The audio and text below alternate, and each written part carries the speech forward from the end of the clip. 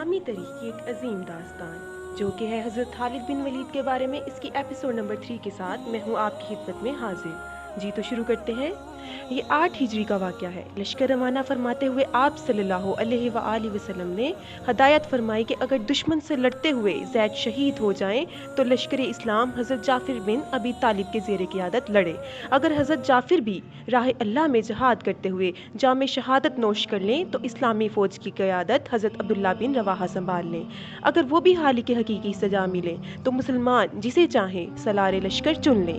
شرجیل بن عمر غسانی کو جب اسلامی فوج روانہ ہونے کی اطلاع ملی تو اس نے زور و شور سے جنگی تیاریاں شروع کر دیں۔ ساتھ ہی روم کے بادشاہ سے مدد طلب کی جو اتفاق سے ایک بڑے لشکر کے ساتھ اسی علاقے میں موجود تھا۔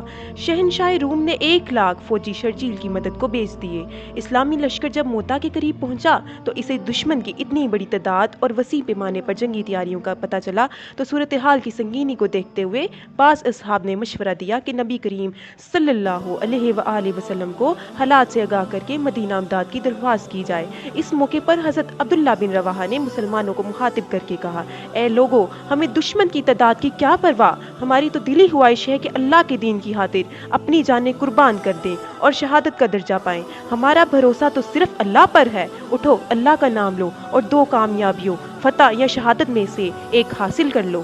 حضرت عبداللہ بن رواحہ کی تقریر سن کر مجاہدین دشمن پر ٹوٹ پڑے۔ آسمان حیران تھا اور دنیا کی عسکری تاریخ پریشان تھی۔ ایک طرف 3,000 مسلمان تھے اور دوسری طرف بہترین جنگی ساز و سامان سے لیس 1,00,000 سے اوپر رومی اور عرب عیسائی فوجیوں کا جمع غفیر تھا۔ تین کافروں کے لشکر پر اس شدت و بہادری سے جھپٹے کہ دشمن کی صفیں الٹ کر رکھ دیں۔ سالار لشکر حضرت زید بن حارث دشمنوں کو ختم کرتے ہوئے ان کی صفوں میں دور تک چلے گئے۔ آخر بے شمار کافر سپاہیوں نے انہیں گھیر لیا، لیکن اللہ کے اس سپاہی نے جام شہادت نوش کرنے سے پہلے دشمن کی لاشوں کے ڈھیر لگا دیے۔ اسلامی فوج کی قیادت حضرت جعفر بن ابی طالب نے سنبھال لی۔ آپ نے ایک ہی حملے میں سینکڑوں دشمنوں کو ہلاک کر دیا، مگر مشکل یہ تھی کہ کفار کی تعداد بہت زیادہ تھی۔ ان کا ایک سپاہی مرتا تھا تو اس کی جگہ 10 تازہ دم سپاہی مقابلے پر آ جاتے تھے۔ حضرت جعفر جرأت و بہادری کی نئی تاریخ رقم کر رہے تھے۔ ایک دشمن نے اچانک حملہ کر کے آپ کا دایاں بازو شہید کر دیا۔ آپ نے تلوار بائیں ہاتھ میں سنبھال لی اور اسی جوش و جذبے کے ساتھ لڑتے رہے۔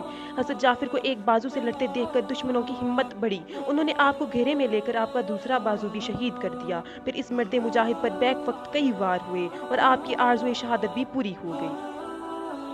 حضرت جعفر کی شہادت کے بعد حضرت عبداللہ بن رواحہ نے اسلامی لشکر کی کمان سنبھال لی۔ آپ نے قیادت سنبھالتے ہی دشمن پر ایسے غضبناک وار کیے جو سامنے آیا جان سے ہاتھ دھو بیٹھا۔ دشمن آپ کا گہز و غضب دیکھ کر دور سے تیر و نیزہ اور برچھیوں سے وار کرنے لگا۔ اسی دوران ایک کافر کی پھینکی ہوئی برچھی آپ کے سینے میں لگی اور یوں اسلامی لشکر کا تیسرا سپہ سالار بھی رتبہ شہادت پر فائز ہوا۔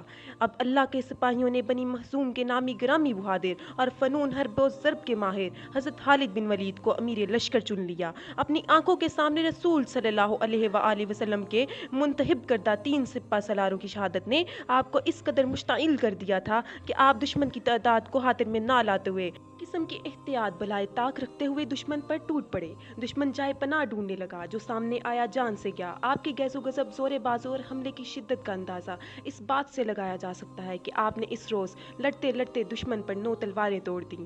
10ویں تلوار نے اس روز لڑائی کے اختتام تک آپ کا ساتھ نبھایا۔ اگلے روز حضرت خالد بن ولید نے ایک حیرت انگیز جنگی چال چلی۔ ایک روز قبل جو مجاہدین اگلی صفوں میں لڑ رہے تھے انہیں پیچھے لے گئے۔ دونوں بازوؤں پر لڑنے والے سپاہیوں کو بھی باہم بدل دیا۔ اس سے ایک فائدہ تو یہ ہوا کہ سامنے کے تازہ دم مجاہدین نے دشمن پر بڑا ہی زوردار حملہ کیا۔ دوسرا، نئے چہرے اور ان کا جوش و ولولہ دیکھ کر دشمن سمجھا کہ مسلمانوں کو تازہ دم فوجیوں کی دستوں کی کمک پہنچ گئی ہے۔